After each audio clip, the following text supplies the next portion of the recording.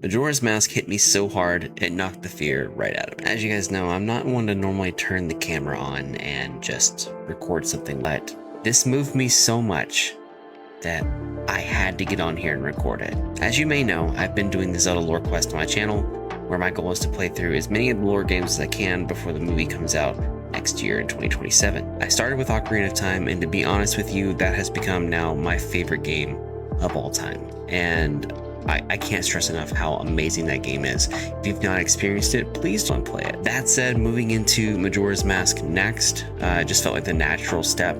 But I've got to be honest, I was dreading it just a bit. I was worried that the high hopes that I'd had for the Zelda franchise would be let down a little bit in the Majora's Mask sequel to Ocarina of Time. However, I'm here to report I'm not even finished with the game, and it's moving me emotionally. I feel like it's moving me physically. I feel like this game, it was meant to be something that is able to kind of pick you apart a bit.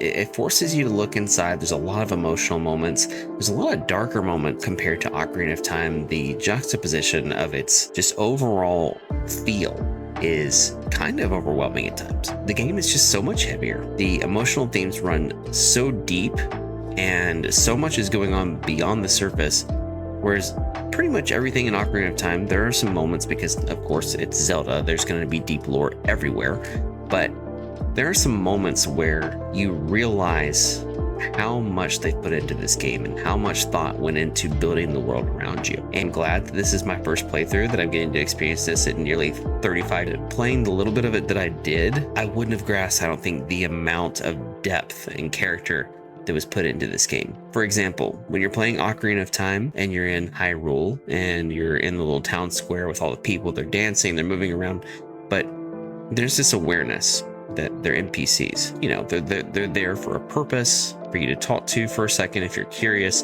and then to move on. With Majora's Mask, especially playing them back to back, for me, you walk into it as a sequel. You expect things to be the same. You expect them to just kind of be NPCs, just kind of walk past them. The deeper you get into Majora's Mask, the more you realize that the world around you doesn't even require you to be there. It keeps on moving. What seemed like a bunch of NPCs at the very beginning, all of a sudden become a bunch of characters with a lot of hidden character development.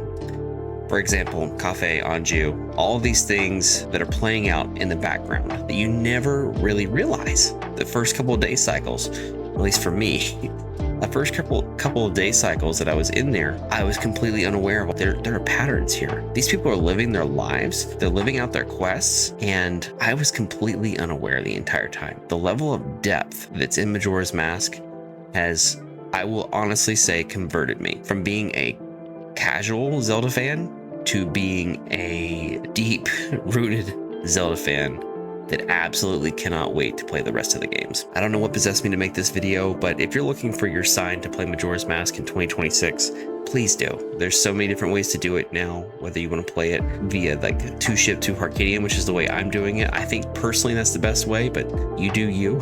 You can play it on N64, you know, the original way, or you can play it on 3DS. There's several different ways of playing it now, but just get in there. Especially those of you that have played Ocarina of Time. If you've never played Majora's Mask, you owe it to yourself to go and check that out. The vibe is so much different. I think it might just kick your love for Zelda into high gear, because it did for me. If you enjoy nostalgic RPGs, if you enjoy retro games, if you enjoy intense story-based RPGs, you found your home. Welcome to the Moonwalker family. Hit that subscribe button and hop along for the journey. Much love. Peace.